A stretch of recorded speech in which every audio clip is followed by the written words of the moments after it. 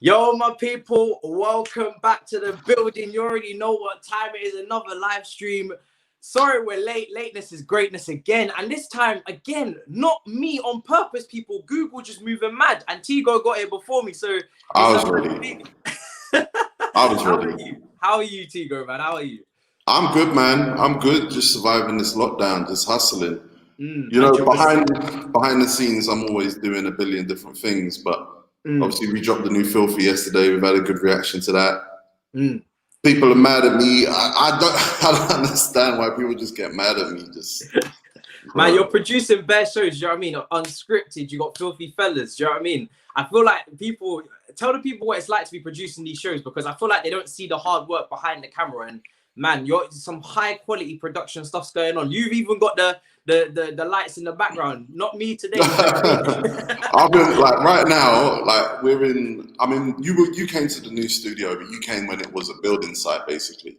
So now, like it's nearly there. It's not finished yet. You can tell by the sound that it's a little bit echoing here. But yeah, listen, man. I've been producing for 7 years now, and I've produced, you know, for Anthony Joshua and Filthy Fellas, obviously. I've produced with big music artists. I've produced events.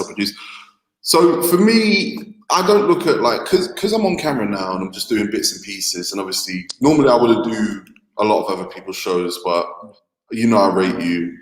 I think you've got a big future in what you're doing. So for me, I don't consider it hard work. It's not hard work for me. It is my work. It is my job. It's my company. Like right now, during this, I'm probably going to get 10 different text messages from my bank saying add a payee, and I have to send that on to the accounts team. And that's just like staying on top of all these different things. Like yesterday I shot 2 big videos with big YouTubers. And that was a 6 a.m. till 6 p.m. day. And then I'm back in the office, and now we've got to try and make sure that there's another 6 a.m. till 6 p.m. shoot. So yeah, it's calm, man. Producing that's just what I do. I mean, you're doing what you love as well, which is key, isn't it? That's the critical thing about it. So, do you know what I mean? People, like I said, when you see all these shows going on, just know that the production level behind it, because I've seen the studio, it's a madness. Cameras everywhere, lights dropping down. It's hardcore stuff. Do you know what I mean? But credit to you, man, because you can see the work that's going on. Like I said, even during lockdown, the shows are still coming out. It's a credit to you and the rest of the team. Do you know what I mean? We have to get into the Premier League, because that's the title of the stream. And for me, I've seen 7-2 to Aston Villa against the league champions. I'm seeing Tottenham dropping points to Fulham. We coming up against Fulham this weekend, and I'm not even confident. I feel like we're maybe not even favourites. Do you know what I mean? I'll be honest. Anyone who's claiming that they understand what's going on this season is a liar. Anyone who says, I know how this is going to end, I know, shout out Harry Pinero in the chat, I know how the next phase is going to go. Like on Filthy yesterday, HP's been talking about Man United for the title, right? And a lot of Man United fans have done this. My boy Adam McCullough's done it. But they do it tongue-in-cheek, because they know that the level that it took Liverpool to win the title last year was so high that they say, yeah, 21.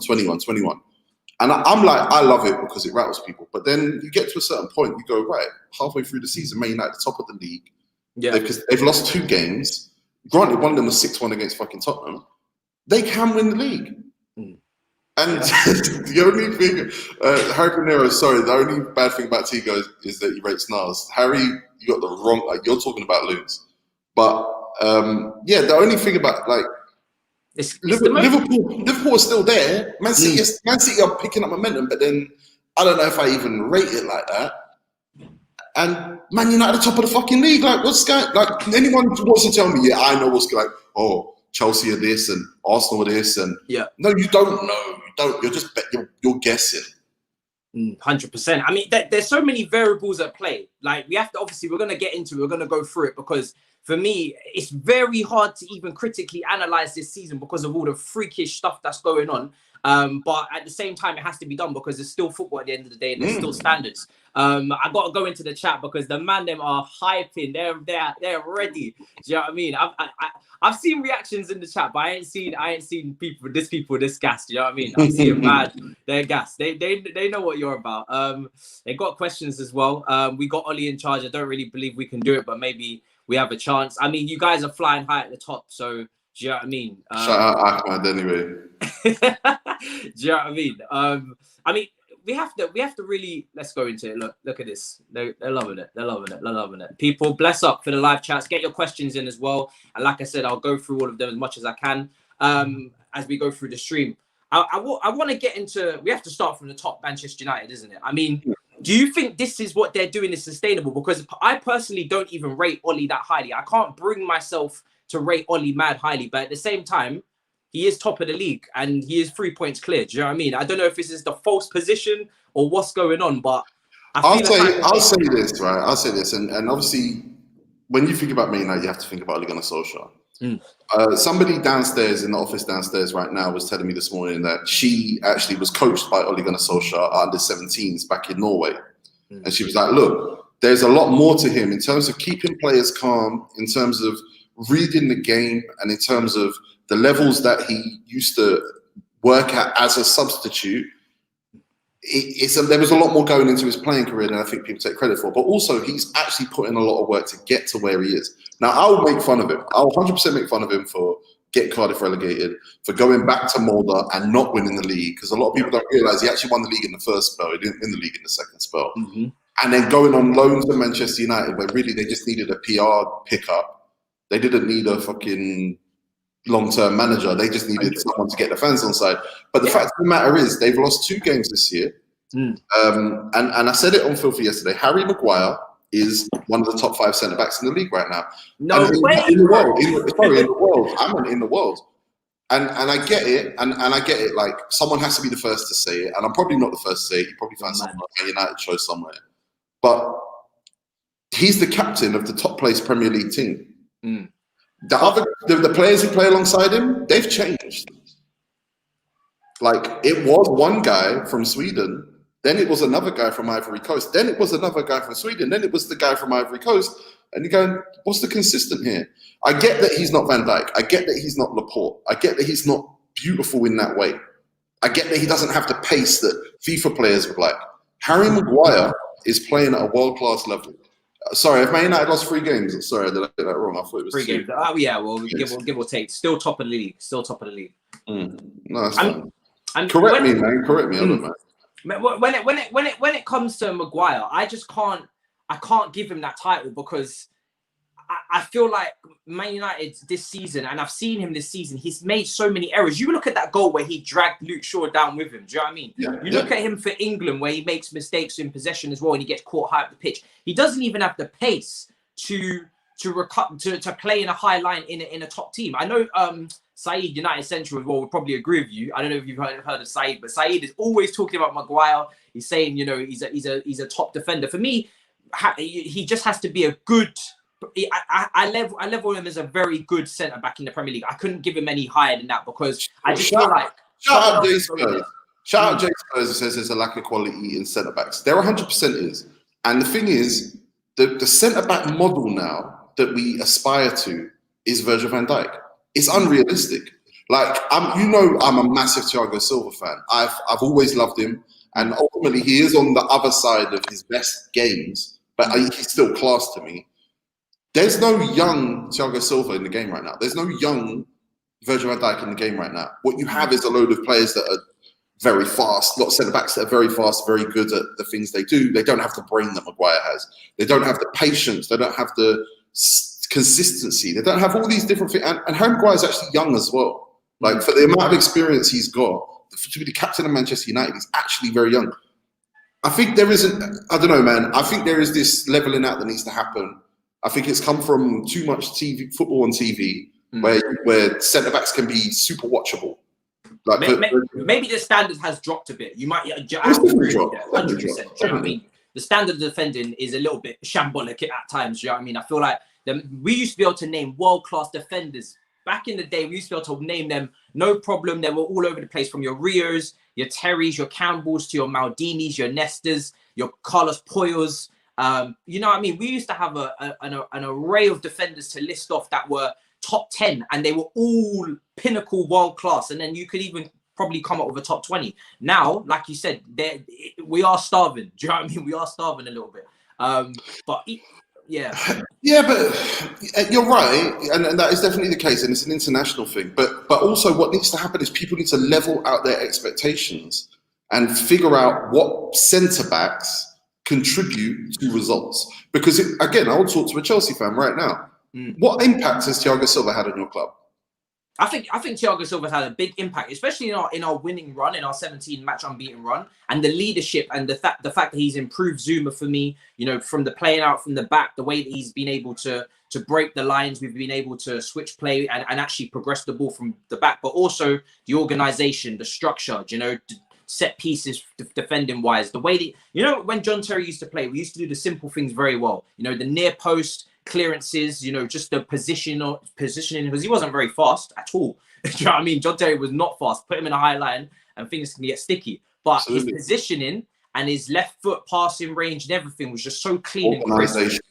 Man, it was top of the range stuff. So when you look at it like that, you know, that's the level that maybe we do have to realign our expectations, because that's the level I'm used to talking about when I define a centre back top 5 in the league. And there's young centre-backs that I have a lot of time for. Like Ruben Diaz, everyone knows at the beginning of the season, I was like, let me see this guy. I can't wait to see him. I'm a big fan of Ruben Diaz. I'm a big fan of Milan Skriniar. Like I love Milan Skriniar. I wish he was playing in a better league right now than he is. I like Fikayo Tomori. We can talk about later on. I love watching Fikayo Tomori. There are centre-backs, there are young centre-backs that I love, that I think the next wave is actually going to be really good. But we are in an in-between time right now. We are in an in-between time now. And I don't think Harry Maguire is going to get the credit. Till he picks up a trophy, I don't think he's going to get the credit. But I get it. For Twitter, he will never be the guy.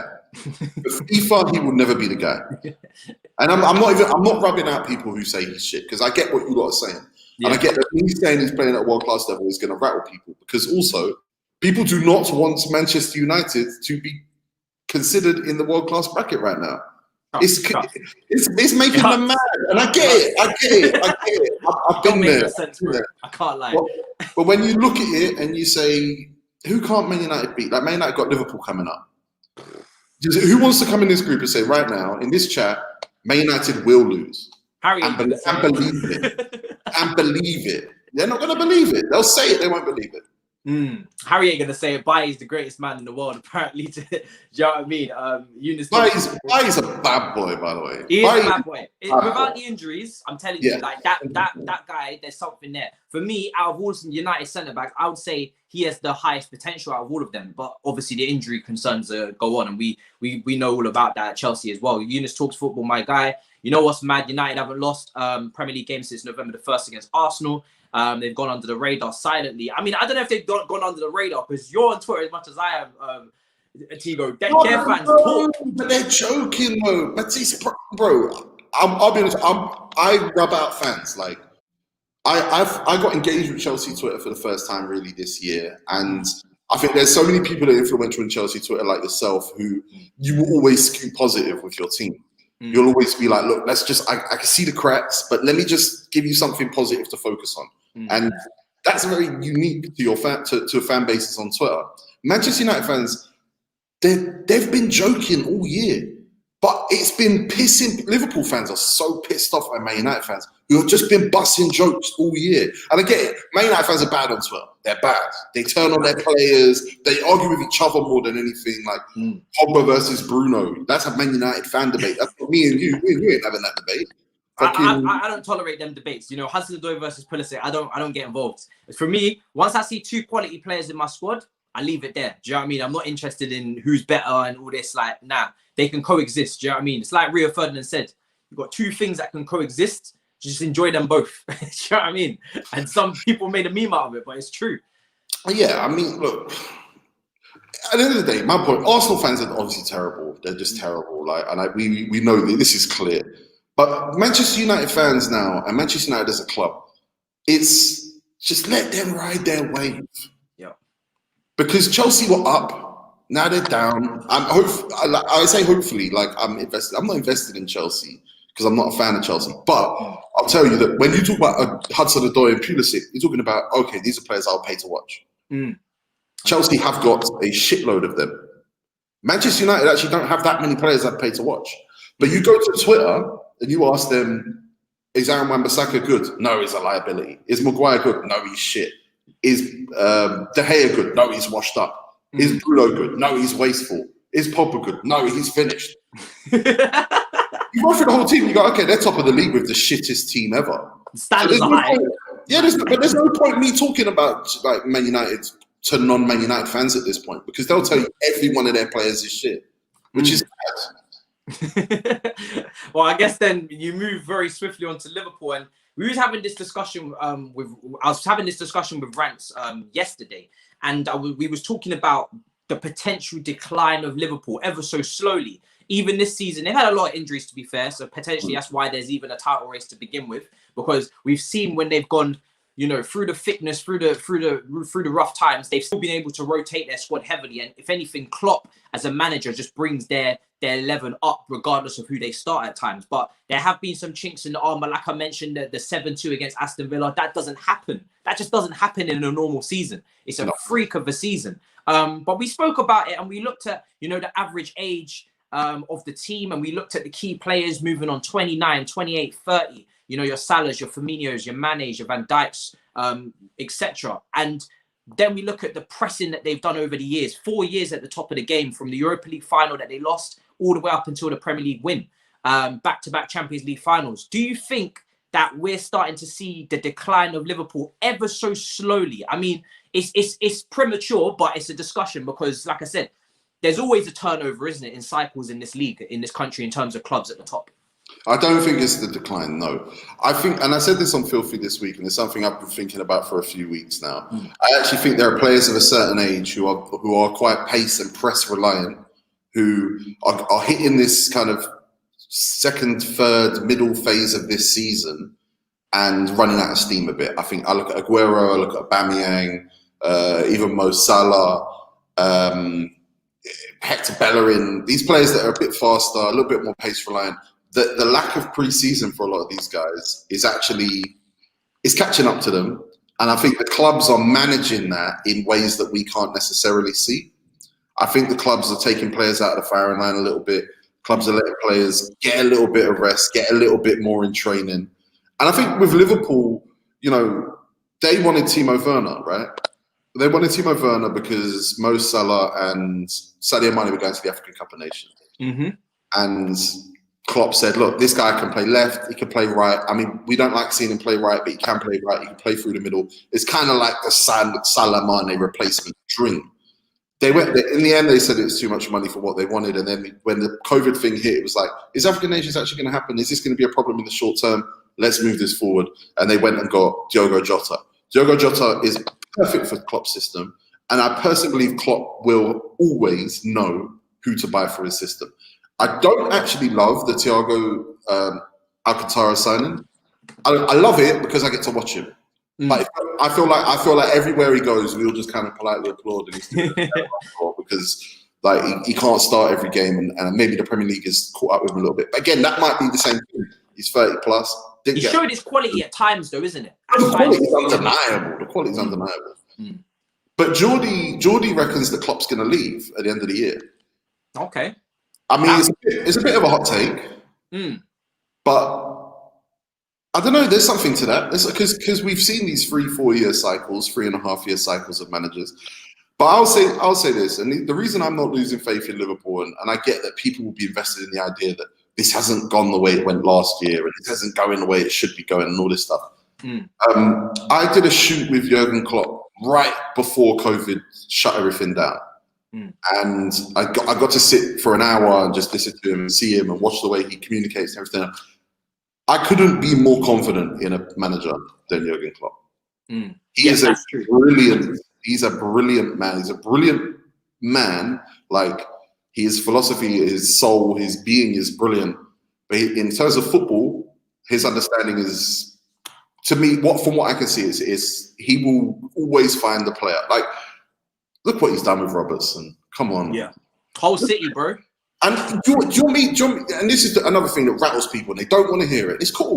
Take your time with this. Jordan Henderson is fucking amazing. No, he's playing brilliantly under Klopp. But what I always say about these players, your Trents, your Hendersons, take them out of that Liverpool team and put them in another team, maybe maybe your Europa League challenger. Do they stand out as much? Are they that great without the system? And I don't know, because we haven't seen it, but it's definitely a question, because even Trent this season's been dropping off, and for England he looks a shadow of himself. And for me, that just highlights again just how important and how good the Klopp system actually is. Covers weaknesses and enhances strengths. I hear you, but do you know what the problem is, Matisse? That has to work both ways. That has to work 3 or 4 different ways. You have to, if you want to tell me that Frank Lampard can't do that, then you can tell me that Klopp's done all of that. And I personally don't accept the idea that Frank Lampard can't do that and that Klopp's done all of that. Because I get with the Jordan Henderson is the one people go for, because Jordan Henderson, we all decided 5 years ago that's who he is. The Jordan Henderson that they were trying, who were they trying to sell him to? Charlton or Middlesbrough or something. Runners. They were trying to get rid of him. They were trying to shift Jordan Henderson on. There's no place for him. And everyone just went, that's him now. Then 3 years later, everyone's like, okay, must be the manager. Must be his teammates. Then you get to the title winning season and you go, okay, they only lose when he's not in the team. And then you look at him this season, he's fucking playing centre-back, he's playing central midfield, he's got new partners, he's not, what is he? Is he playing with Thiago and looking like a fucking scrub? No, boys, I'm sorry, he's not. He's fucking sick. And with Trent, and I'll say this about Trent, and again, I'll tell you what I'll do, Matisse, right? I'll just name drop for the rest of the show. Yeah?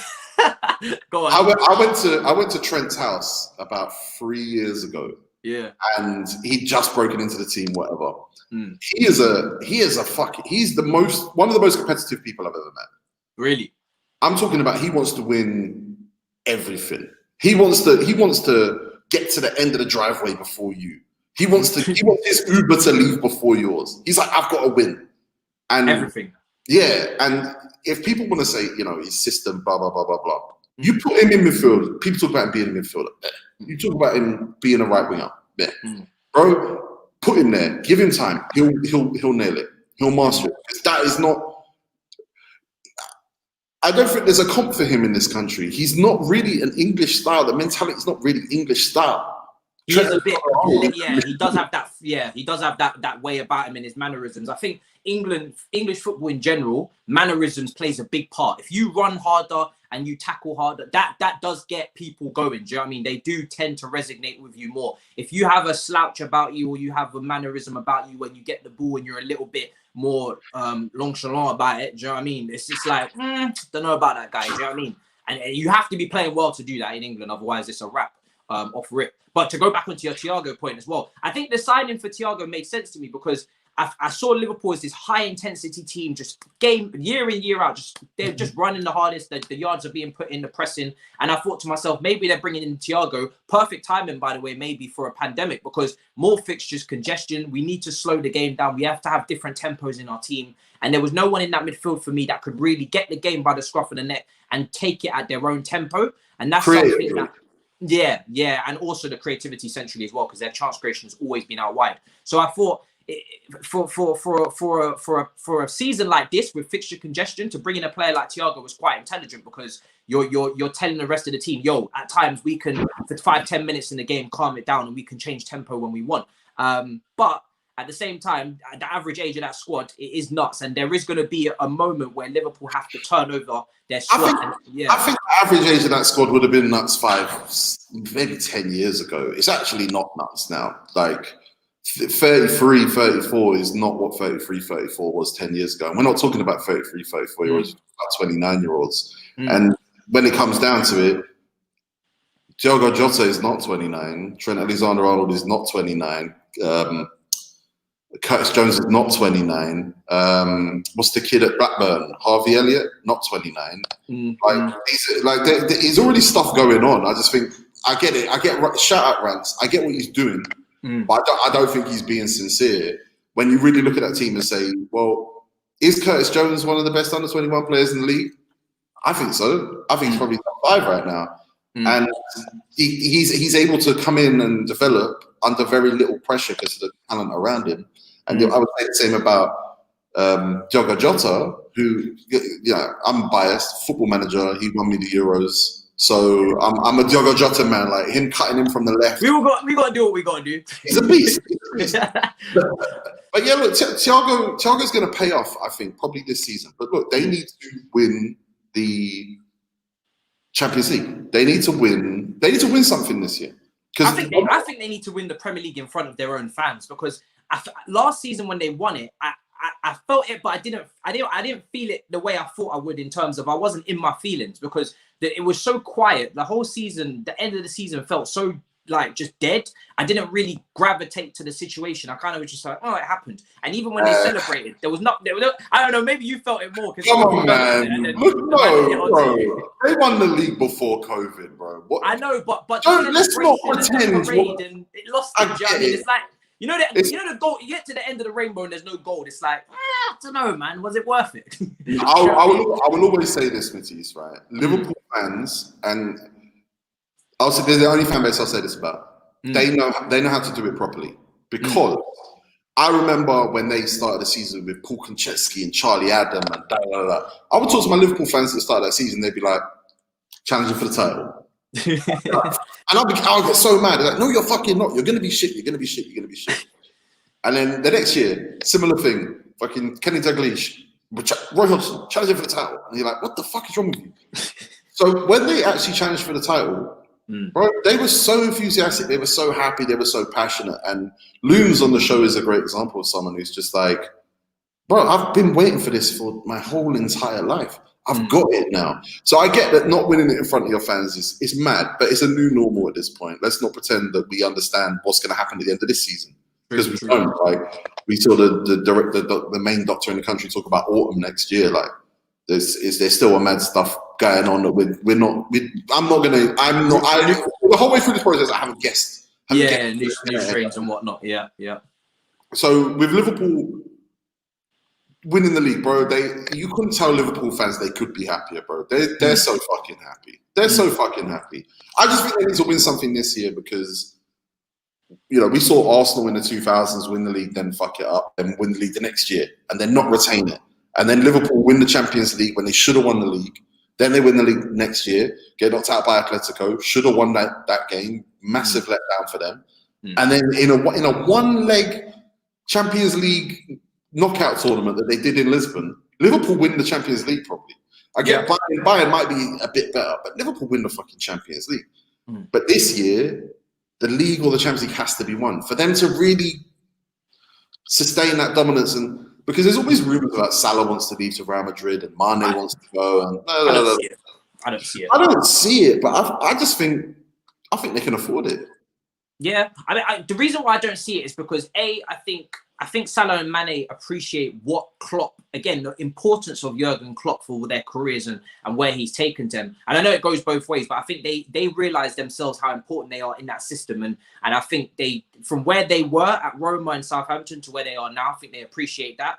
And on top of that as well, even despite what I've said about Liverpool potentially needing to revamp their squad in a couple of years, I do think they're still favourites for the title this season. I think they will have a resurgence. And also, when you look at Real Madrid, it would for Real Madrid, it don't make no sense to even go after Salah when there's people like, your old targets of Mbappe, younger players on the market with the resale value to pay what you're going to have to pay to get Salah at Liverpool.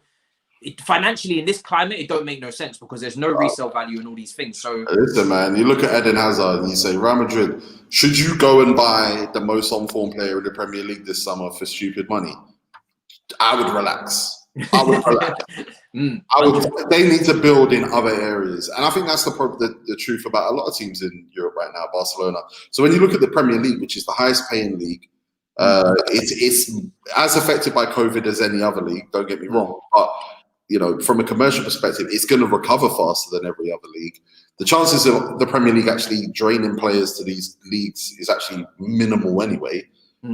I know PSG is really the only threat at this stage until some billionaires take over these other European teams, which will happen. COVID will force a lot of people's hands to go and sell their clubs to people with unlimited resource.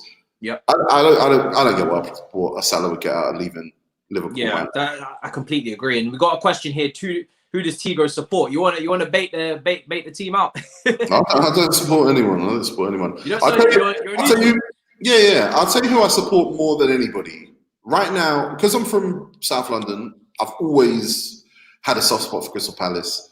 I've pretty much gone to a Palace game every year for the last, I don't know, most of my life, to be honest.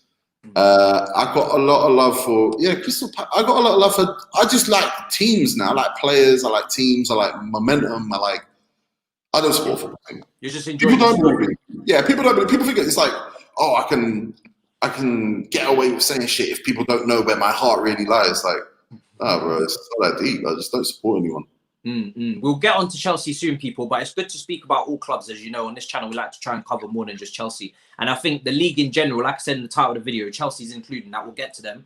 But the league in general, it's good sometimes to just talk about all teams, and maybe it will shed a new light and perspective on what the hell's going on at Chelsea. Because like I said, this is a freak season. There is a madness going on everywhere. I mean, with Man City, you spoke about Diaz there very quickly. And I think, you know, he has gone very under the radar. He has not spoken about really media-wise or anything. He's kind of just been doing his thing. And he, you know, I think they've got the best defense in the league. If there's anyone for me, defenders-wise, that's really improved their team, I have to look at Diaz, because I couldn't right now say I couldn't pick a name out there and say replace Diaz in that team, replace him with Diaz and you get the same result. Because the thing, what he's gone in there, he kind of has gone against the norm of what a Man City centre-back goes, you know, he plays out from the back, whatnot, but he's still putting his body on the line. I really ain't seen that since Vincent Kompany.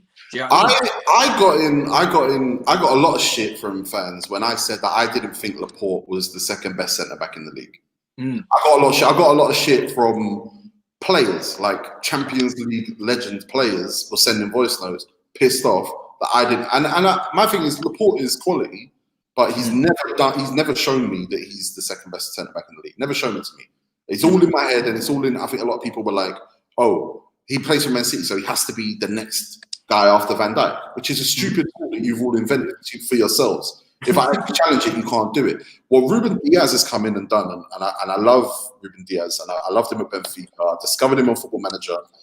Went and watched him Europa League, watched him play for Portugal. I got a lot of Portuguese friends, right? So I've always struggled to admit when Portuguese players are sick, because my Portuguese guys, they go tree far with how much they love fucking Portuguese players. Yeah. João Felix. See, if you know Portuguese people, you know it's João Felix. Right? Yeah, when he was like 16, they were like, he's going to be the next Cristiano Ronaldo. It's going to go straight Portuguese dominance for the next. But I did it with Ruben Diaz because I think he's unreal. I think it took him a few games to settle. And again, if you watch Man City, you know that. But the problem he's got is not that he's gone under the radar.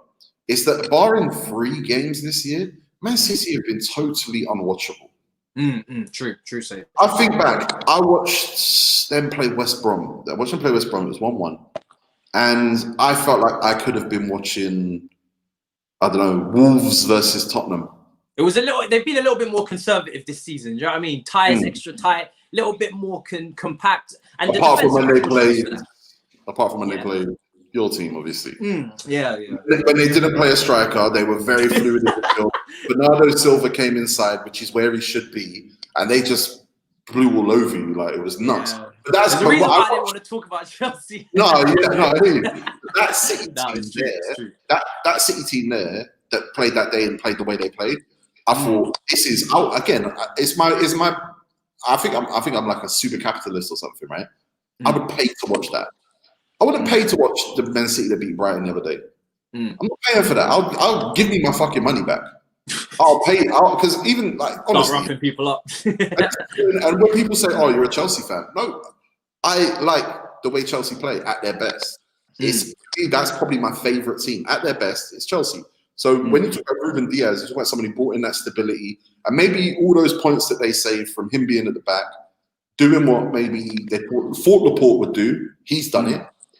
They brought in Nathan Ake, so they're fucking stacked at centre back right now. Bro, they've been splashing peas on peas on peas on peas on defenders 50 on fullback, 50 on fullback, 50 on centre back. I think that squad has got maybe 300 million plus of defenders. Like, it's nuts. The amount of money, like Pep, this is the thing with Pep, and I don't want to criticize him too much because he is a top manager. But I ain't never seen a manager able to get Bravo, replace him. Get this, replace him. Like, it's just literally in, out. Regardless of what goes on, he's just fully backed. And credit to the board, I guess, that they got the piece to do that. But I would love to see Pep at a lower team, like Mourinho has done, like, you know, these other top managers, Carlo Ancelotti. Has Mourinho done it? When did Mourinho do it? Well, he's managed Porto back in the day. Inter Milan, okay. You know, they were at the pinnacle of football when he won the Champions League. Inter Milan had just had like 10 of the biggest windows ever before he got there. Porto, I will accept, but Porto, you know, I don't know. When they shouldn't have won the Champions League that year. By the way, they shouldn't have won the Champions League that year. They were probably the 10th best team in Europe the year they won the Champions League. But Chelsea were probably the 15th best when they won it in 2012. Honestly, and I was at that game. Honestly, you were not one of the top 15 teams. It happens. It does happen.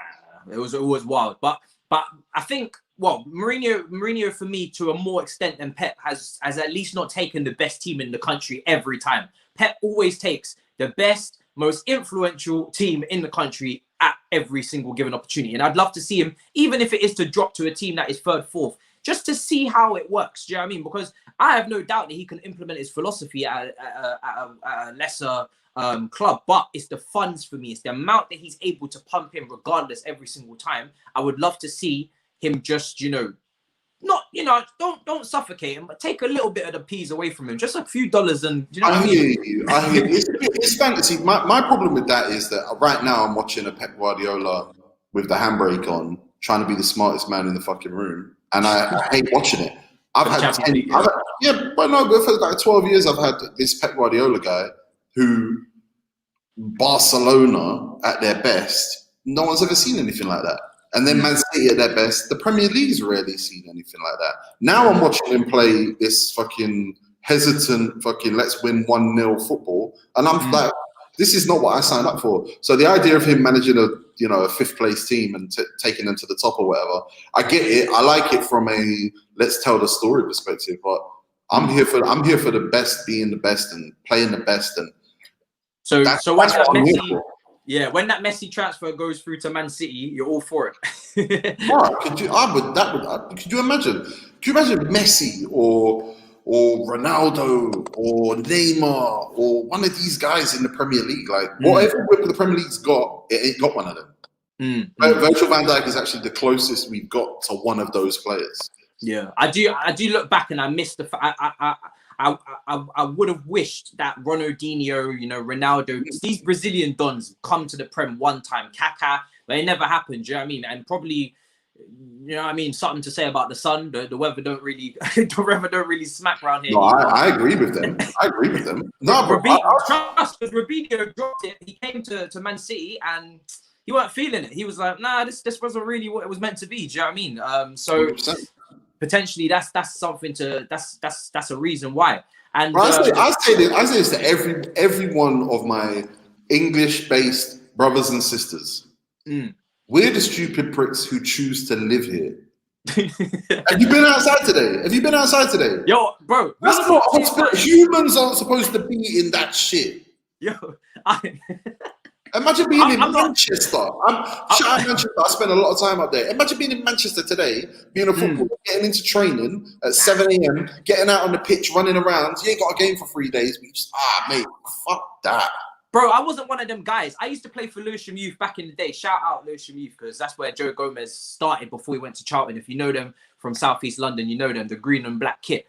I was one of them dons that gloves on. When it hit November, gloves on. Do you know what I mean? When it started raining, and I couldn't see because I was already partially blind anyway. You know what I mean? So when the rain starts hitting, it's lights out for them aerial duels. It's zero for 5 for me. So when it comes to that, I was just looking at my manager like, yo, you can sub me off if you want, bro. I'll go sit under the tent. I'm not one of these guys that love this weather. When we went into tier 5 and Boris locked off the team again, I'm not gonna lie, I fled to Ireland. I know it's not warmer here, but You know what I mean? I'm back with my parents now. When I'm in London, I live with my mate. The heating wasn't looking too good, so I was like, might have to cut. Do you know what I mean? 100%. Bro, and listen, we'll talk about this on another show at some point, right? This is why this all leads up to European Super League, but we'll talk about that on another show. Because for real. I'm still developing my thoughts on that, but it's coming. But, yeah. Oh, really? Oh, no. Yeah. We're going to see another dangerous tweet soon. It's coming. It's just coming. It's coming. This pandemic has accelerated the European Super League. It's accelerated the end of the World Cup. It's so much. Really? I think the management of that weather and the fact that, don't get me wrong, Neymar's in Paris. Paris is very close climate-wise to London, but if you've ever been to Paris in the middle of the summer, that's like, we don't get that heat here. And that's why we don't get them. That's why we don't get the prime Brazilians. We get like Willian and Oscar and the work rate ones. We don't really get the flair one. Gilberto Silva, the man. I always say like Manchester United, right? They have a history of signing players not from the capital cities of the countries that they're from. So like they won't sign the Bayern Munich guy, they'll sign the Dortmund guy. They won't sign the Ajax guy, they'll sign the PSV guy. They won't sign the Inter guy, they'll sign the Juventus guy. Not that Milan's the capital, but it is obviously the most popping city in Italy. And that's because Manchester is a hard place to acclimatise to if you're from a metropolitan city. So one thing Paris Saint-Germain's got going for it, and I guess Chelsea would have it going for it, and Arsenal in theory, although no one would want to join Arsenal. Like they're at least metropolitan cities with shit cracking. In a pandemic, and you saw it with all these Brazilian and Argentinian players getting the COVID over Christmas. In a pandemic, there is no benefit to a South American living in England. It's just like, what am I doing? It's true, and I'm not gonna lie, the food, it's not for them either. They I speak mean, about it a lot. When you're Man City, I always say this. Like, I remember speaking to a Manchester City player who signed for the club when they first got money. I'll say we're talking about 2013, not when they first got money, but it's about 2013. And he told me that he was like, he came from London, and he goes, if you boys come up from London, I go, yeah, we just got the train. He goes, I miss it so much. He'd been there about 6 months. I said, yeah, but it's like Manchester. I said, it's not that far away. He goes, yeah. I told the chairman that I just really miss being in London. And he told me I can have access to the helicopter every weekend. So every weekend I fly back to London now, me and my girlfriend, just to spend. And I'm like, okay, let me understand this. You're not a top guy at Manchester City, but you have permanent access to the private helicopter to fly you back to London when you feel a little bit homesick, which is a 2-hour train journey, by the way. That's not a long train journey. You come back for like 45 minutes on a helicopter. Yeah, that's how you're living. So when I think about the South Americans at Man City and Chelsea and the clubs with the big expensive infrastructures, they ain't eating English food, bro. Your pie match. Do you know what I mean? They've got Argentinian chefs that all they do is cook for Aguero, Zabaleta, and fucking all these guys, and that's why these guys don't go in their yard and be like, "Yo, what should I have for dinner?" That thing's already done, sort out for them. Wow. They get in. You think Aguero, who did not learn English till he was like 5 years, 6 years into being in English, even now he doesn't speak good English. Man City bought him a house. Then they bought that house there for his brother. That's for his sister. He's got a cul-de-sac of Agueros. Mad. Like, that's how you keep these guys comfortable. But otherwise, they'd be off. And that's why the teams can't keep hold of him because, even Dimitri Payet was like, no, I have to be back in Marseille. Marseille is warm and it's lit and it's culturally where I want to be. Like, London is not my speed. You're spot on, I can't lie. Like, these guys, they do have it cushy when it comes. They get looked after. They get treated proper. I'm gonna skip on to Chelsea before we address Tottenham and Arsenal. We're gonna challenge the big six. I know there's Leicester and Southampton, but we're gonna cater to the people in the chat and make sure all your fan bases get fed. But I cannot allow the Chelsea man them to starve any longer. I can see you man suffocating. Cheeky Sports, shout out to you man, Paris in the summer special. Do you know what I mean? Chelsea. Yo, Tego, there's a reason why this shirt's up here, because last time I had a good away day at Fulham, Sherlock got a hat trick. I thought that was up there because you were ready to quit. Yo, one of the streams I was on, this had to get dashed, bro. I'm vexed. I can't take Chelsea losing like continuously. I can take the odd defeat, but when it starts to become a rumble, I start to feel it, and it ruins the rest of my day. I can't function. And then as a content creator yourself, I mean, you're neutral, but if you support a football team and then you got to pick up a camera and talk about it afterwards, that is when you start to get real vexed. Because before, when Chelsea used to lose, I just used to dip. Like, you're not seeing me for 2-3 hours. I'm going to do something else. I'm gonna go Netflix, whatever. I'm shutting off. Now I have to firm it, and I have to firm it publicly. What have you made of Chelsea this season? I want your thoughts on Frank, Tomori, who question in the chat, everything, man. What do you think about Chelsea at the moment? Well, I'll start by saying that I know a lot of people probably think I won't relate to that because I don't support a football team, but I will say that when I was in New York watching Anthony Joshua lose to Andy Ruiz, and I'm standing there, and a whole period of my livelihood, and obviously I'm massively invested in Anthony Joshua as a fan, and he loses Andy Ruiz, and I'm getting fucking FaceTime from Specs Gonzalez at a bus stop in London, and I'm just like, I can't even speak. I'm so shocked. I'm so fucking angry. I'm so pissed. I understand your feeling. I'm just letting you know, I do understand that perspective, that the way it can rattle you, the way it can end your day, and then you've got to pick up a camera, and then you've got to go and work. I get it. Chelsea were always going to be inconsistent this season. It was always going to be the case. I think there was a big turnover. I think obviously they didn't have that transfer window, and they've obviously made up for it to an extent. I don't know if there's a nice way of saying this. I think Frank needs to decide if he's in or out on a few players. I think the Rudiger thing in the summer was ugly. I think the Tammy, Giroud, and Werner, it's lovely having all those options. It's fantastic. It's fantastic. It's hurting you. Headache. It's hurting you. Because I always say Olivier Giroud is the man when he's scoring late winners, he's scoring front post headers, he's getting these, but he slows teams down. Chelsea is not a team that should be slowed down. It should be playing as fast as possible all of the time. Tammy Abraham can pull left, get on the ball, face goal, turn inside, and there's a whole range of passes available to him. There's actually a dribble available to him. There's a shot available. There's a cross. With Giroud, there's no option there. So what happens now with Frank Lampard's just a little bit of an experience, and I love Frank Lampard as a man and as a player, and I want him to succeed as a coach, and I do believe he will. He rides these hot streaks, which is a bad sign.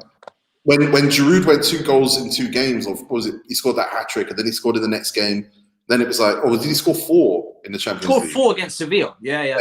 4, then he scored the next game, and it was like, keep going. And I'm like, bro, I know how this ends. When you ride Giroud's form, it ends badly. Take him out. Put Tammy in. Put Werner in. But at the moment, it's like he's waiting for everyone to hit hot streaks, and then it's like, I'll ride this guy. And you're very much waiting for Christian Pulisic to be the Christian Pulisic we know he is. We know he can be, and it's not. It hasn't happened yet this season. Yeah, and I just think Frank knows more than me, obviously, but for him to truly, I think, settle this team, he needs to just commit to who his team is, who his squad is, who his guys are. Yeah, for me, when I look at strikers, I always felt I kind of disagreed with that logic. I always felt like if you do have a striker on form, you should use it up, because you got a man that's confident in front of goal. You should get the goals out of him, get you the points. But I guess what you're saying is that you need to invest more in your long-term plan more than you do for the hot streaks kind of thing. Is that what you're counteracting with? I'm saying the player that helps your team play better. Yeah. Okay. I think Tammy Abraham is the forward that helps Chelsea to play better football. It brings the wide players in. I think Giroud absolutely kills Kovacic, because Kovacic's runs are not off a man anymore. They're basically into Giroud's back. And I actually think, it's about saying, what do we want this Chelsea team to be? What does Frank want this Chelsea team to be? Does he want it to be a team that gets past the halfway line and tries to chop the ball into Giroud? Or does he want it to be a team that, N'Golo Kante wins the ball back, threads it to Mason Mount. Mason Mount looks up and goes, I guess I'm going short to Giroud, and he's got to hold it up. Like, no, that doesn't feel right to me. My issue has been less with Giroud and Tammy, because I feel like both of them have strengths and weaknesses that, Chelsea can utilize. So Chelsea, the most, they have the highest crosses this season. So that's the flip side of it, is that Chelsea are so heavily reliant on crossing. The best man in the air is Giroud. So if you're going to keep doing that, then I guess at least get the best out of Reece James, and you're going to get those balls into the box. Then you're going to win your headers and you're in the box. That's one way to look at it. The other way to look at it is that what Tammy Abraham does is drop short into the pockets, gives Reece James the overlap, gives Chilwell the overlap, and actually there's a runner. Like I say, there's a Kovacic, there's a Mason Mount, and there's a team. Whoever's on the opposing wing at the back post, and your crossing doesn't have to be to the centre circle every single time. Liverpool have taught us that crossing does not mean centre forward every single time. There's so much game there to be played. Giroud lets you play one single way. And and I'm not blaming Giroud for why Chelsea aren't great right now. I think there's a load of factors. I think ultimately you've got to get rid of some guys who probably are making it difficult subtly, not overtly, like, oh, I'm not playing, so I'm going to play shit. But I do think there are some players in your team that need to be let go, need to be released, need to be sent out of home, just to create a bit of stability. But ultimately, I just think if I were to say anything about Frank Lampard, it would just be commit, bro. Just commit. The squad is big. Like, let's not get it twisted. 5 centre backs, 3 left backs. It's massive. And potentially, like, the headache of having so many options is potentially not allowing him to be consistent in his original thought process. I think, Giroud and Tammy, I rate both. I think Tammy has a lot of potential. I think he's very underrated and disrespected by the fan base a lot because, he was our top scorer last season. He didn't get any penalties in that either. He has got fantastic movement. There are parts of his game that are improving as well, of his build-up play and whatnot. So, it's just, for me, the heading ability that really needs to come along. But that will come. Tammy Abraham, most of his goals came in the first half of the season. Then he hit a wall physically, where it's his first season playing in the Premier League and Champions League at the same time. Like, there was no Eden Hazard, but the expectations were still there. And the goals were carrying Chelsea to a degree. And then he hit a wall physically. And Frank Lampard said that. He said, like, it caught up with him. This year, I get it, he might be, like, protecting him a little bit. But when I say commit, right, you've got, who your left back is. His name's Ben Chilwell. You know who your right back is. His name's Reece James. Okay. Antonio Rudiger, I want him gone. Oh, now he's third choice. Okay, that's a flip-flop. Andreas Christensen starts the season. Now it's Zuma and Thiago Silva. Okay, that's a flip-flop. I don't love it. Then you've got Cesar Azpilicueta, who is your captain, but he's in and out of it. Well, he's not in and out of the team. He's not in the team that much because Reece James is way ahead of him, which I expected this season anyway. But you still need him. He's still needed. So to me, I think there's more of a commitment. Put him with centre back. To me, I'll put him as centre back because I'm like, this guy's a leader. He's your captain. He's sick. He's still the guy, but I don't think he can play right back. Your midfield is Mason. Well, Aspie is centre back. You put Aspie.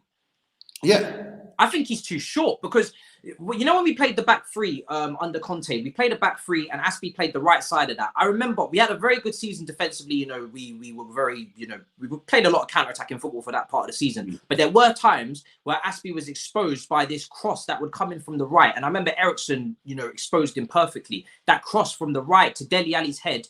I don't remember exactly. I think it was at White Hart Lane because I don't think we lost at Stamford Bridge that year. But there was this ball that kept getting played, and Aspie aerially was quite vulnerable. And I felt like if it was, when it comes to Chelsea as well, set piece wise, I think Chelsea have been so poor from set pieces.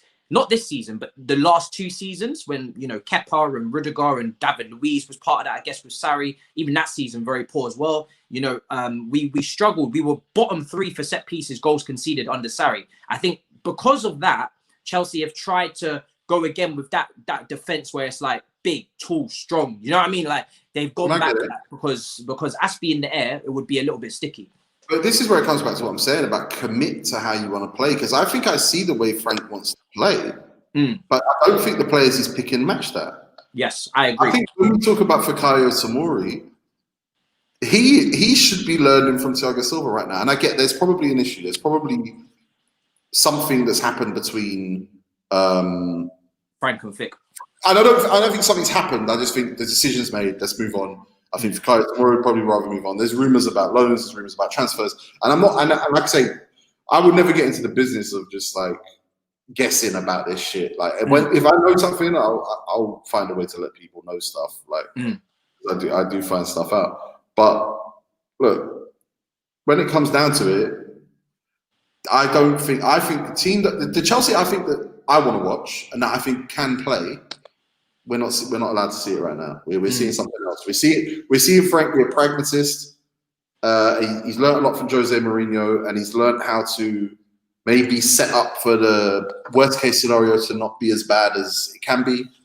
I think if you're gonna compete for top 4 this season, and you're competing with City, United, Liverpool, Tottenham, I don't think Leicester are serious. Then you need to start scoring goals and winning games. And I don't think overcompensating at centre back is helping you because your fullbacks are dynamic. You've got attacking dynamic fullbacks. Fucking be prepared to. I think you've got a good goalkeeper who, again, is suffering from a lot of this indecision. I agree.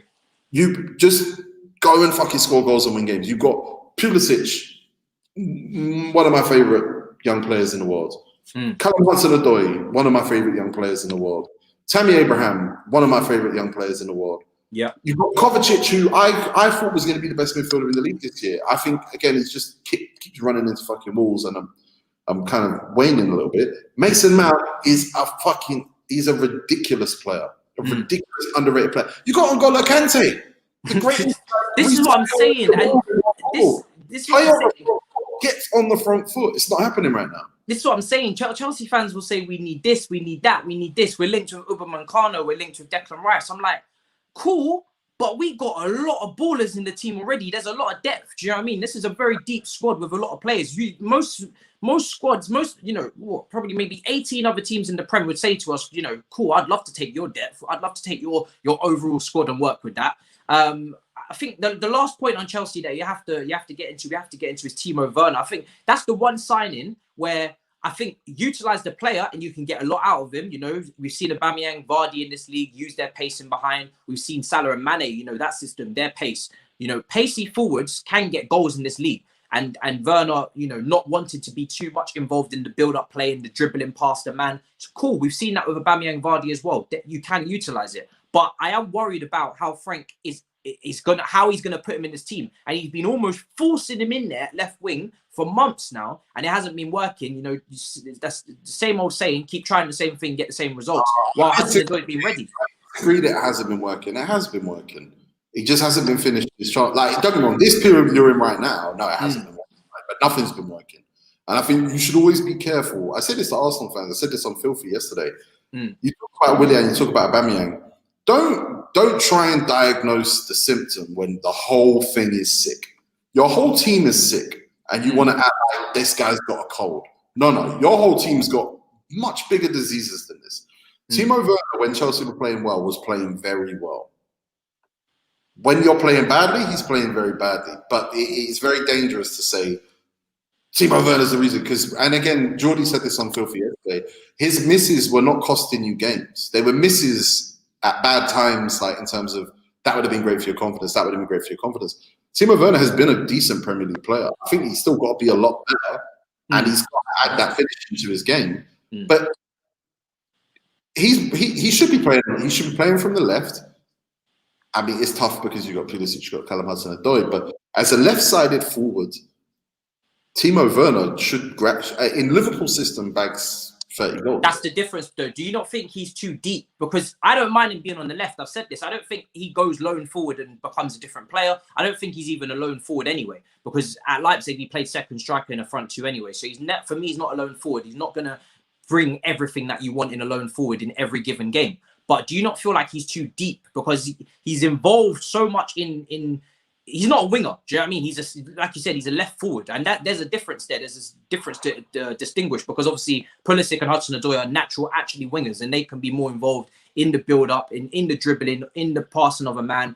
Werner, for me, needs to be on the last shoulder. He needs to be that guy where if you're Ziyech on the opposite flank, you do make that pass. Werner's gone in behind. Do you know what I mean? But sometimes there isn't that space as well in behind, so that's where the problems lie sometimes. I get you, but the thing is, I watched him play up front against Manchester City, and I thought, obviously, again, don't diagnose the single player. You've got a whole team to worry about there. But I think when I saw him against Manchester City trying to run the line, trying to pull centre backs out, trying to force the play into the left hand side, I thought it was ugly. I thought it was, this guy has no business playing up top on his own in the Premier League. I genuinely don't think that's what he should be doing. I think he should be playing him from the left. I get that you're crowded on the left. I actually think he can play from the right as well, by the way. I actually think it's inverted forward. I actually think he can play from the right. Yeah. I just think it's about building of confidence. And you mentioned Ziyech. We don't know what a Chelsea team with Ziyech in looks like. Anyone who says they do know, they're lying. Because I get that there are very passionate a couple fans. games, 4 games, whatever. It's not enough. It's not enough to say you know what it looks like. Mm. And I think again, it's about commitment. People say Timo Werner wasn't playing well before. He wasn't scoring before this bad period. He was playing well. He was linking up. If you talk to his teammates, they'll tell you he was figuring it out. But also, he came here with no English skills. Like Kai Havertz has English skills, and Kai Havertz was doing a lot of the communicating for him. And those two, and it's very hard to build the rapport with your teammates and blah blah blah. I believe in him, and ultimately, it's Frank's problem to solve. He's got so many good players in those attacking positions, mainly on the left. But he's got so many good players in that space. He has to solve these problems. And I also think one thing that's underrated and underappreciated about this whole thing is, I mentioned it earlier, shifting players has been difficult. And I don't think Frank Lampard wants you to know who he wants to not be at the team next year. Oh, 100%. Because obviously market value's got to stay high as well. You've got to big up your players. And you've got that player in your team. Like, what's he doing? What's he doing for the next year? Just sitting around going, this guy hates me. No, the team isn't. It's a lot of players added on top of a squad that finished fourth. I still think Chelsea. Well, I think Chelsea are going to finish fourth. I actually don't know now. Tottenham are inconsistent, but they're actually consistently inconsistent, and the points are still adding up. He'll beat Fulham this weekend. Fulham put their heart and soul into that game the other day. You think so? Yeah. Yeah, and I don't think they've got the squad size to compete. That short period of time. But Kevin, super chat. I actually think, shout out to Kevin Fraser. So you can't bench a player when they're scoring. Yes, you can. You definitely can. But look, here's the thing. Here's the thing I'll say about Chelsea. I don't know who they are. I know who they were last year, and I know who they want to be, but I don't know who they are. And I don't think any of these Chelsea fans in this chat right now, they can tell me that they can put down a piece of paper, here's what we do, and you get it right. And I'm not saying that because you don't know football, you're not the manager. I'm just saying whether it's the Kai Havertz concern, getting him in, making sure he's confident, making sure he's physically ready, whether it's Kovacic, whether it's starting Mason Mount, which Chelsea fans are obsessed with, whether it's Abraham Giroud, whatever. I want to know what this Chelsea team is. 100%. I mean, we'll move on to the two other London clubs before we wrap up. And for me, Tottenham, man, we have to talk about Tottenham because I was speaking to a lot of Spurs fans recently.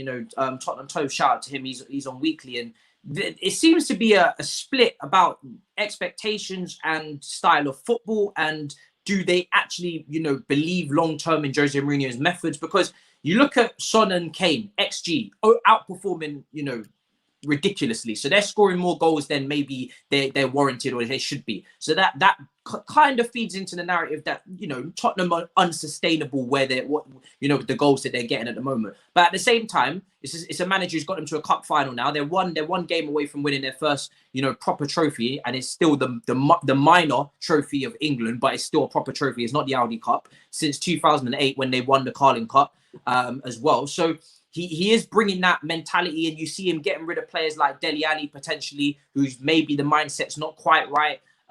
So for me personally, looking outside, I can still see changes happening in Tottenham that I'm saying, they're looking a bit more serious than they have done. But at the same time, a lot of Tottenham fans are not really impressed. Yeah, look, Tottenham fans are split, and I get it because I got a lot of shit in the when I said Jose Mourinho is going to be a good Tottenham manager. He's still a good manager, and all these Man United fans go on to me, he's rubbish, he's all right. Okay, cool. Now, what I never said was that I like it. I never said that I enjoy it. I never said that I don't like it. I don't like it. I think the whole XG, Harry Kane and Son, what you're seeing there is two of the most intelligent players and most instinctive players on the pitch, most rational, calm players, even though Son got a couple of red cards last year, with the most pragmatic coach in the world. So I don't think it's a case of like, oh, they're outperforming next year and it's unsustainable. It's unsustainable if one goes down, sure. But actually, if you look at the wide positions, they've got ammo. It's not going to be as intelligent and as kind of brilliant as Son is, but they do have ammo. Again, they're a team that doesn't quite know what it is right now. Mm. I watched them against Fulham, and I thought this is as bad as it gets to watch. And I'm only in the business of watching football to be entertained. Like I'm not tuning in to fucking take notes of how many passes were completed. I could get that the next day. I could read the stats the next day. I'm watching this. Both scores available at all times, people. And so I'm watching Tottenham Hotspur, and I'm just like, is every one of these players committed to what you want to be? I don't know if they are. I don't know if they've got centre backs committed to how they want to play. If they've got full backs committed, like he signed Matt Doherty, and I would say this: Matt Doherty, whose agent is Jorge Mendes. The Portuguese pronounce the J and not the G, I think. Or is it just George Mendes? I'm terrible at pronunciations. I'll get everything wrong, so I can't even bail you out here. Yeah, let's go Brexit. Let's just say George Mendes. He's Matt Doherty's agent, same agent as Mourinho, and obviously the guy who's in charge of transfers, allegedly, at Wolves. Yeah. They signed him, so you think, oh, that's Mourinho. He's got his guy, and George Mendes pulled strings and they've made it happen. Sergio Aurier is their right back. That was a £16 million threat. Yeah. Sergio Aurier, as far as I can tell, that was an expensive piece of mind games from Mourinho, where he signed a guy and went, "Watch, you better be good now, because otherwise this cunt's playing." And it's been Sergio Aurier, but he's turned. Sergio Aurier has always been a good player, but he's developed a degree of responsibility in him. He's developed a degree of kind of consistency in him, but. Apart from that, I look at the whole team and I say, is everyone committed to this? I look at the amount of chances created, and then you compare it to the cross that Reguilon put in the other day. Yeah. You go, well, they should be doing this 50 times a game. The quality is there. For me, their right back spot is kind of weak, though, because Dorothy hasn't been great this season. For me, he's more of a wing back than he is a right back. That was a strange signing for me, because I've seen Marcus Alonso fail to transition into a left back properly. Victor Moses, obviously, as well, he left. So I've seen the difference in the Premier League between the two positions, and I feel like that was a risky signing, even though he is Premier League proven, but in a different system. I'm not a big fan of trying to, if the player has to have versatile traits to be able to move them from system to system like that. And I was a bit confused. Sergio Aurier as well, as good as he is going forward, he chipped him with some goals last season. Defensively, he can be very wacky and reckless. So, but he hasn't been this year. I know he gave away a penalty this year, but if you look at the stats, fullbacks are going to give away penalties. That's going to happen. And they gave away a penalty at a bad time. But actually, this season, Sergio Aurier has been very responsible. I remember Jose Mourinho talking about coaching Luke Shaw, and he said, it's like, I have to have a PlayStation pad in my hand. And if he plays on the wing, he's doing what I tell you, he plays 10 out of 10. But when he's on the other wing, it's like, I can't control him. He's going to do stuff. He's going to cost us. So I think Sergio Aurier is a grown-ass man who's played at high levels his whole career. And I think he's intelligent, and I think Jose Mourinho's got in his head in a way that he needed to get in his head. I think he's got in Kane's head. I think he's got in Son's head. I think he's got in Lloris's head. I think he's got into Eric Dyer's head.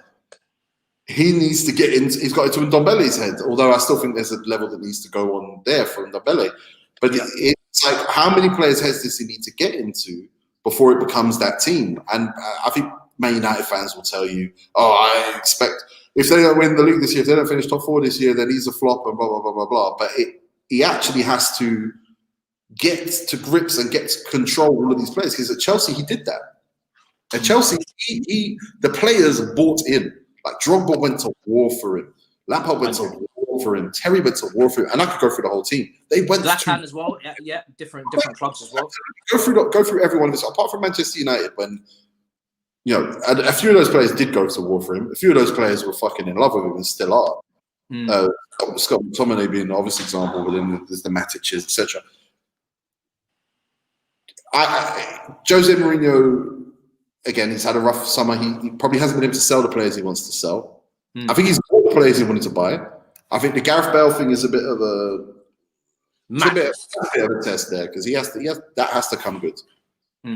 On some level, I think it will though. I think Gareth Bale has kind of proved that he's he is kind of almost finished. You know what I mean? I don't like throwing around the word finished because people even threw it with James Rodriguez and look what he's done. But I think Gareth Bale, you know, if you can't come back to your main club, your club, and do something, like we're not even talking about a guy that I was never expecting him to be a starter week in, week out, contributing game in, game out, but at least make an impact off the bench and in inferior games minimum. And he hasn't really done that at all. Yeah, listen, I said on Filthy yesterday, I agree, obviously the numbers are there to be seen and the performances are there to be seen. I actually think that for a team that's got a cup finals, first chance of silverware, like you say, since 08, whatever it is, and for a team that has the chance to finish in top 4, they've got European football, they've got Europa League football, and they've got a coach who knows how to win that competition at least. Gareth Bale, to me, still has a role to play in Tottenham Hotspur season. Success or failure, I think, and I say this for a few reasons. Obviously, the quality, we know how good he is. He also has had good games for Wales in the last year. And also, I think, for his last few years at Real Madrid, all we got was, he's finished. Oh, there he is in the Champions League final. There he is in the Champions League. There he is in the Copa del Rey. There he is burning over big moments. Exactly. So, I don't think Mourinho was planning on having some mercenary who was going to come off the bench in the Carabao Cup final. But if that is what he is, then so be it. It would have been worth the investment. I'm just hesitant to just rub him out because he's still Gareth Bale. Yeah, he is massively disrespected in the fact that what he's done in football and what he's done for Real Madrid still goes under the radar. You know, those big, like you said, big moments player. I know it all too well, Didier Drogba, big moments. Do you know what I mean? He's scored in a lot of finals for them and it doesn't really seem to get the credit it deserves. It'll be interesting to see how Tottenham go because that is kind of who Chelsea are battling for top 4. We're going to do maybe top 4 predictions at the end to round it up. But I think, you know, lastly but not leastly, Arsenal, I mean, it's a madness. I can't even really banter them. They're only 3 points behind my club, but they dropped points against Palace yesterday. You know, they had a little run going, but you know, a lot of their fan base are very split when it comes to Arteta as well. For me, bigger problems lie with Kroenke and the whole board. And for me, Arsenal are not a club set up to win because they're from top to bottom. When you look at any company or establishment, it's got to sing the same tune. And it doesn't at that club. Do you know what I mean? We know what Kroenke's about. We know that he don't really love the club and he don't really, you know, I know he's put in a bit of investment this season with Partey and whatnot, but I feel like he's always balancing it. He's always, you know, giving and taking. Do you know what I mean? He's not really putting his all into it. And we know his expectations are not really what the club should aspire to. I don't know. He found £55 million for Thomas Partey this summer. In COVID, a team outside the Champions League where they're getting people to take pay cuts and now they're borrowing money from the government. Mate, he found 72 million for Pepe. Like, there's a question to be asked about who the decision makers are. Obviously, Arsenal now have gone through like 5 different. I'm in charge of transfers. The reports this week are Arteta. Edu now reports to Arteta, not the other way around, and all this shit. And it's just everything to me at that club is about PR and it's about speaking to its fan base and giving a press release to its fan base. And that's why I get a lot of shit from Arsenal fans because I'll tell boys, you're falling for it again. You're falling for it again. And they fall for it every time. They just fell for a 4-game streak where they beat Newcastle in Newcastle's reserves in extra time. They beat West Brom, who were definitely going down this. Well, I shouldn't say definitely going down. They got Sam Allardyce now, but that's a bad team. Those 11 players are not good enough to compete with a team of Arsenal's quality. They beat Chelsea. Chelsea were fucking awful that day, and I actually think Chelsea probably should have drawn 3-3 in that game. Shocking. They were shocking. This wasn't a serious run. Then they go and play Palace, and Kieran Tierney doesn't play, and they can't score. What? Yeah. Kieran Tierney doesn't play, and you can't score. What are you talking about? But they fall for it every single time. Like someone tried to get at me because I said that Pablo Mori was Arsenal's worst player in the summer. He was the worst player because he played 2 games. Like the rest of his time was played in fucking Brazil. How can you tell me that he's not their worst player? They think he's good now because they got clean sheets against Newcastle and West Brom. I'm going, boys, you're falling for it every single time. People talk about Kroenkes, right? Yeah, I get it. But anyone who says they know that that's the problem, you're chatting shit. Unless you're high up at the club, you're chatting shit. People talked about Ivan Gazidis. Okay, cool. If you claim you knew that was the problem, you're chatting shit. People talk about Mikel Arteta now. You can at least look at what's going on the pitch. You can at least look at the inconsistency of what's going on the pitch and say, well, the manager should be responsible for that. Yeah. The manager should be stopping that. The manager should be creating chances. Like, their top assister this year's got three assists, and it's Willian. Yeah. So what would you say the problem is then? Because let me just get my charger before things get mad.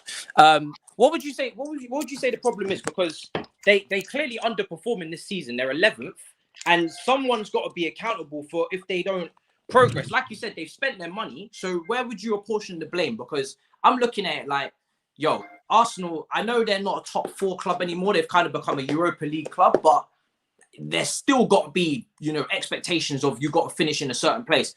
Obviously, we're speaking about this season. It's a freak season. We're going for everyone, and it's mad. But there has to be like a bottom line responsibility of, yo, we got to finish here. We got to do this bare minimum, no?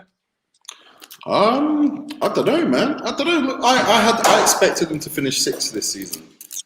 That's what I expected. Probably won't finish 6th this year. My expectations were very low. I think like Ceballos is a player that we won't hear about once he leaves at the end of this season for Arsenal. I think they've got 10 centre-backs. They just gave Rob Holding a new deal, yet they signed Gabriel because he's left-footed. But they'd already signed Mari because he was left-footed. Okay, now they're in the market for more centre-backs. Socrates wasn't in the Premier League squad, despite on paper still being one of the better centre-backs that they got. David Luiz got a new contract, then fell out with Mikel Arteta the next day. This is what I'm talking about. Like, when you look for a clear direction and project at a club, there's so many signings and so many things that you've spoken about of Arsenal that have happened, whether it's new contracts, new players coming in, and I can't align what's going on. I can't tell the picture. Who's pulling the strings? What direction are they going in? When you sign a player like Willian, who really, he's got a restaurant in London, he probably wants to keep it, and he's trying to stay. He's trying to, he's settled. He's got a family. But I don't know if his heart's really in it to play for Arsenal. Big man saying he wanted to play for Chelsea. Bro, Willian's been a mercenary his whole career, and I don't say that in a negative way. Like, when he went to Shakhtar, that was a mercenary move. He had better options in Europe, but the money was there. When he went to Chelsea, he committed to Tottenham. Chelsea came in. He's been a mercenary, and it's not a bad thing if you're performing on the pitch. I think, again, he's an easy target for Arsenal fans at this point to say he's one of the problems. He's still your top assister. He's still the only player with 3 assists in your whole entire team. He's playing bad at the moment. They signed him and told him he'd play number 10. And then they sacked all the people that did the deals. But then they said Edu was the one who did the deal. Then they were like, Arteta signed off on it. Then halfway through the season, it's like, oh, Arteta never really wanted him. And Edu was pressured by his agent. And it's like, Willian is not... I don't think Willian has a symptom. I think you signed Willian 9 times out of 10 in that situation. Couple of years of Willian after. I don't. I get it. As a Chelsea I don't fan, rate him one bit, bro. I can't lie. This is a player that when he was at Chelsea, I don't know how you felt when he was at Chelsea, but I felt like he was massively overrated. Yes, he was a defensive contributor to the team and he balanced it out. We became very lopsided with Hazard. All of that smoke, but. This is a game in an era where front threes have to contribute to goals and assists. And for me, he just screws up way too many attacks, whether it's taking corners and hitting the first man, not making the right decision in the final third, despite being in the prime of your career. I'm not rubbing him out single-handedly because there's many situations I can go through the Arsenal team that don't make no sense. But for me personally, to give him a 3-year deal, and then at the same time, you're bringing through your Sakas, your Martinellis. You bring in Saliba, but you don't play him. You're rubbing out Guendouzi and he's out the door as well. These things just don't make any sense. Do you know what I mean? Like, when you're looking at a clear path, what is it? It's left or right, but they seem to be doing everything. I think when you make the decision to say Saka's a first-team player now, and you make the decision to say Willock is a first-team squad player now, and Reece Nelson, and you have to make these decisions for a number of reasons. So signing someone like Willian with that experience and that quality at his best, there's logic to it. I get it. And also, when Hazard was at his best, he'll tell you Willian was a big part of that. And I guess they're looking at someone who can help to bring on these young players and help to contribute in different ways. It's been a failure. It's been a big failure. And I get there are a lot of Chelsea fans that will say, saw that coming. But at the same time, I still think there's still another level to go. And also, Arsenal don't play expansive, creative football. Like, it's not like Willian's stopping them from playing the football that Arsenal want to play, because they just don't fucking play it.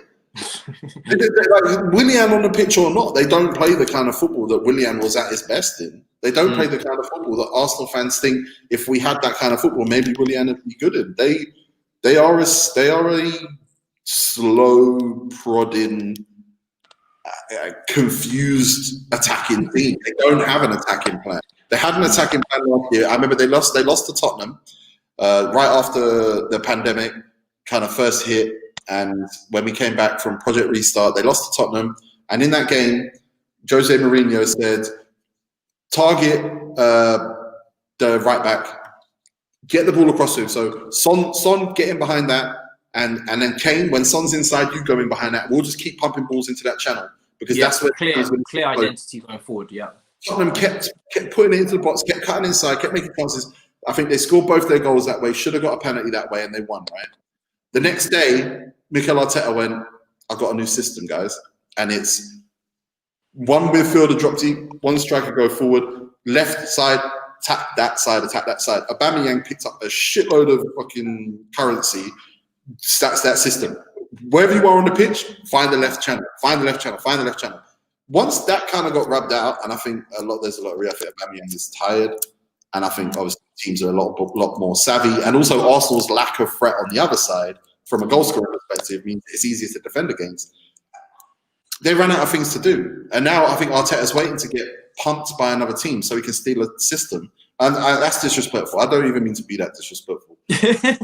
Yo, music to my ears. What is the attacking tactical system Arsenal play? I get the defensive one. What is the attacking tactical system? Like 1 minute, Eddie Nketiah is number 9. Next minute, Aubameyang. Then you go for a run of Lacazette. Lacazette scores 2 against West Brom and a penalty against whoever he scored that penalty against. Was that Chelsea? And, he's the best striker. He's back. I'm like, no, slow the fuck down, Arsenal fans. Just relax. He's not back. No one's back. None of your boys are back. Enjoy Saka. Saka is a player. Enjoy Tierney. Tierney is a player. Enjoy Leno. Leno is a good goalkeeper. Don't talk to me about anyone else. Don't talk to me about Thomas Partey. When it happens, I'll watch and I'll let you guys. I'll give you guys your moment. Hasn't happened. Don't talk to me about Aubameyang. He's knackered out on the left wing. Like I said, bro, he's out of breath 3 minutes into every game. Don't talk to me about Granit Xhaka's terrible. Like these are. Don't talk to me about these guys, man. I do rate some of their signings, which is why it does confuse me. Tierney, I think, should be captain for a start. Gabriel, great potential in him as well. Saka, I've always rated Saka from the moment for me that he put like 10 games together, because I just saw the versatility. He's played left wing back, left back, centre mid, left wing, right wing. It doesn't matter. The guy just has fundamental balling attributes. You know what I mean? To put it simply, Martinelli, a good prospect as well, looking good. So there's something to build there on that left-hand channel specifically. But then when you go over to the right-hand side and you're still using your Bellerins and your Xhakas and your El Nenis, and I don't know. I'm not. Some of them have put in shifts, but again, it's like honestly. I reckon I could go on for days, because I actually think Bellerin is an unfair scapegoat. He's had bad games. Nah, actually, when they were at their best last year, they were playing a system where the whole team shifted up on the left, and Bellerin would actually come in as a surrogate central midfielder, and Xhaka would drop into this space on the left-hand side, so it kind of be free at the back, and they'd start with 4. And actually, Bellerin in that space and in that time when Arsenal were at their best, which was post-pandemic leading up to the FA Cup final and all that shit, whatever. That was Bellerin. Now they're playing a lot flatter, and it's just kind of up and down for him again. It's the first time he's played up and down for about 5 years, and he's coming back from a big injury, which I get. There's no patience, there's no consideration for modern football fans, but it's actually a massive deal. There is a reason that Bellerin starts over Cedric. There is a reason. It is because he's better. It's over Ainsley as well. Do you think exactly. Yeah, absolutely. It's because he is more responsible, and he'll make the mistake. He'll Costa, Costa gonna make a mistake. Defensively, he's very poor, don't you think? No, I don't. I just think Arsenal are very poor. I just think that people want to diagnose these gangrenous limbs on the Arsenal team and go, cut that off and you'll be fine, cut that off and you'll be fine, cut that off and you'll be fine, cut that off and you'll be fine. What's left? A leg. The head's gone, the arm's gone, the leg's gone. What's left? And I think Hector Bellerin is a victim of, and I get it, Twitter will tell you, and I'm not, by the way, I'm not a Bellerin fan. Yeah, but I like as a player, at his best, I like him.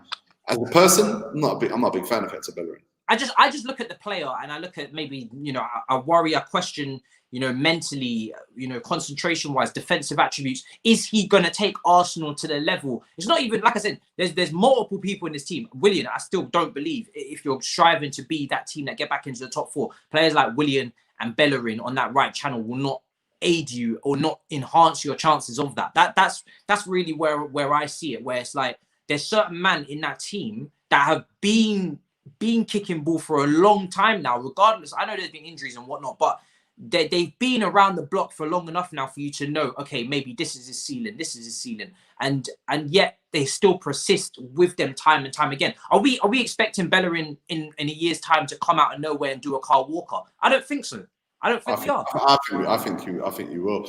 I think Hector Bellerin, again, the injuries are underplayed the long-term injuries are underplayed right now, and I think that, we saw Mikel Arteta push Thomas Partey back on the pitch against Tottenham and say this guy doesn't understand how important this is right now. They'll just shove him on the pitch, and Arsenal fans will go, "Oh, he's injured all the time," and you kind of go, "Well, no, he had an injury that you were told was going to take 8 weeks. He came back in 2 weeks, and then got injured in the game he came back in."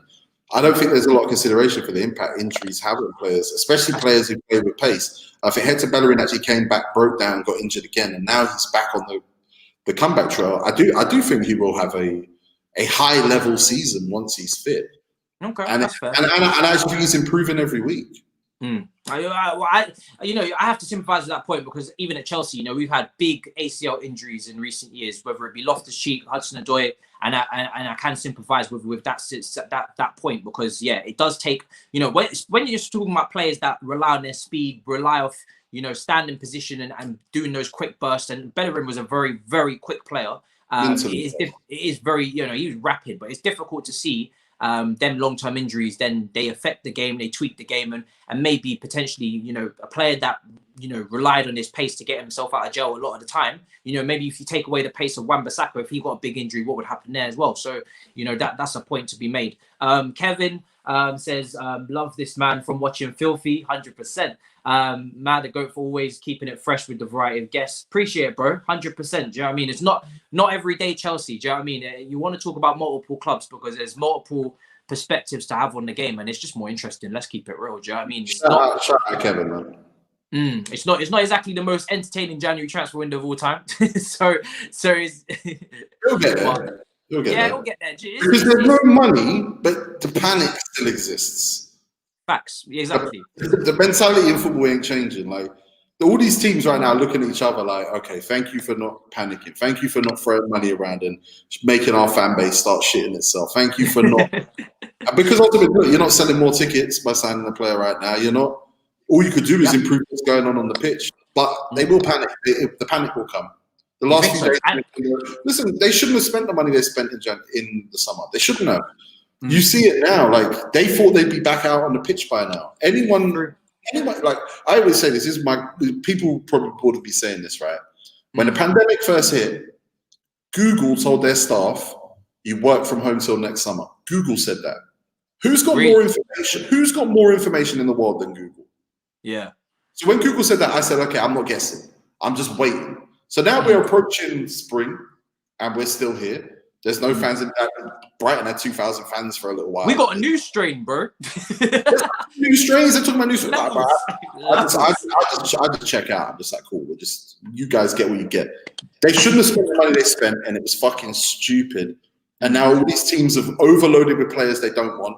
Man United have got loads of players. They've got players on 100. Jesse Lingard's on 140 grand a week. Can't play. Mud. We got Drinkwater on 100. Drinkwater's chilling. There's Ozil's on £330,000 tweeting. Socrates is on, whatever he's on, doing nothing. Like, Socrates and Ozil could actually play for the under 23s. They may as well. But you know how good that would be for these young players. But the club knows you can't put them in there. That's dangerous. And then Danny Drinkwater does play for the under 23s and gets sent off. So does I a get it. boxing thing. Do you know what I mean? And he's Joshua-esque. So I get it. It's true. And But teams will panic, and teams will become even more overloaded this summer because there's a lot of players out of contract. So they're going to justify it to themselves that if we buy now, we don't have to buy in the summer. But they have no idea when this is going to end. They have not a fucking clue. True, and you know what? This is, if anything, I feel like it's kind of consequential because if you look at the Neymar, since the Neymar transfer went through, prices in football have just gone sky high, and everybody has been they talk about market value. Inflation has gone mad, and people's values have just become Maguire 80 million. I know you rate him, but he ain't worth 80 million if we're being real. Do you know what I mean? So. Yeah, so it's like now when you'd hope and you'd expect, for me personally, I'd expect when football goes back to some sort of level of normal, maybe clubs don't splash stupidness from the off. Do you know what I mean? Maybe inflation drops a little bit. In Super League. That's coming up on Filthy Fellas soon, I feel then. Have you spoken about that with the boys yet? No. We're just next week we're talking about the best players of the year so far. I've managed to finish up because, like I said, you're a busy man. I don't want to abuse your time, but it's been an absolute pleasure, and I've been tuning in. Obviously, for me, such a great show. No rules. I saw Specs on Sky Sports. Credit to him as well. Things are getting real when they're quoting Specs. Do you know what I mean?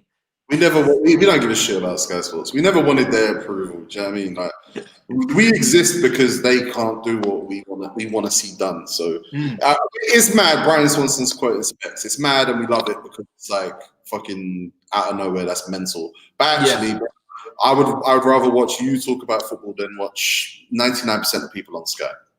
So the new media is killing it. Yeah, just people who, just a different approach and a different strategy. And that's not to say everyone out there doing what you're doing is good, because that's definitely not the case. But like I said, we will never take something like Sky Sports booking Specs or Vuj or Steve-O or Dan to be on one of their shows. We'll never look at that and go, wow, validation, because we exist in spite of them, not because of them. So for them and they're coming to us now. Do you know what I mean? Yeah. You lot can pay my guys. Thank you very much. You're still competition. Like, I don't put episodes of Filthy out when there's a Premier League game on, because that's my competition. Smart. The people that want to watch our show want to watch the football. We have to make that sacrifice, and ultimately Sky Sports got the TV rights. One day I might have the TV rights. Then I'll schedule games to suit the man then. Do you know what? Yeah, it's true. Content creation and timing. Obviously, you're a producer, so you know this better than anyone. Timing is key. It's so important. I feel like so much great content goes out, but if you put it out at the wrong time, you may as well never have even made it. Do you know what I mean? Because you want eyes on it. So it's critical to time your stuff correctly. I mean, let the people know any more projects you wanna put out there, anything you're working on, you wanna push out there. As we wrap up, anything you wanna push. We've got a big video coming. There's someone coming to the office on Monday that's coming out on the Filthy channel that is going to be very, very big. Obviously, we've got Filthy at 5 every week, Wednesday or Thursday, depending on what's on TV. No Rules Show. We got Darkest Man on No Rules Show on Wednesday. Nice. And we've got a couple of really big episodes after that are going to be massive. I've got a load of commercial things, but you guys, I shouldn't be promoting them because I'm a background guy on a lot of that stuff. I'm just the guy that pulls the strings. So if you follow me on Twitter, you'll see what I'm doing. But yeah, the Filthy Fellas, man, the whole gang. That's what. Oh, Geordie's album's coming out this year, and love that. Sick. That might as well be a Filthy Fellas project. If you hear it, it's mental. So yeah, shout out you, man. Shout out everyone who's watched this and comment. Shout out Ahmad, because even though he gets at me, that's my guy. Man, thank you so much for coming on, people. The links will be in the description once I get to editing this, so let the stream render as well and process. You know how YouTube likes to take their time with it, and then like I said, links will be in the description. But you probably know Tego already. Do you know what I mean? Let's be real. So follow him on the Insta, follow Filthy Fellas as well. Check them out on all the socials, the YouTube. Like I said, great content, and it's not. They cover football, but they do it in a funny way. Do you know what I mean? There's always a little bit of banner in the beginning. Do you know what I mean? I'm seeing them getting drawn out for how they spread their bread with the butter. Do you know what I mean? So it's prime entertainment. It's been a pleasure. Like I said, man, you're welcome back anytime, obviously. Do you know what I mean? Anytime you want to mash it up, 100%. People, Thank you so much for joining me. Do you know what I mean? Like I said, we try and bring on the different guests, keep it fresh. The about is very simple on my channel. Expect the unexpected. We don't keep it Chelsea here. Do you know what I mean? There's a reason for that. We want to keep it fresh. We want to keep it interesting. I don't want you to be able to predict what I'm doing next. I will see you tomorrow for the review of Fulham. You already know how it goes. I'm nervous as hell, but you know what I mean? We gotta pick up the 3 points, people. And if we don't, you'll see violence. So I'll see you, man, tomorrow in a bit. Thank you to Tego. Thank you to the mandem in the chat. Peace. All day, bro. Perfect.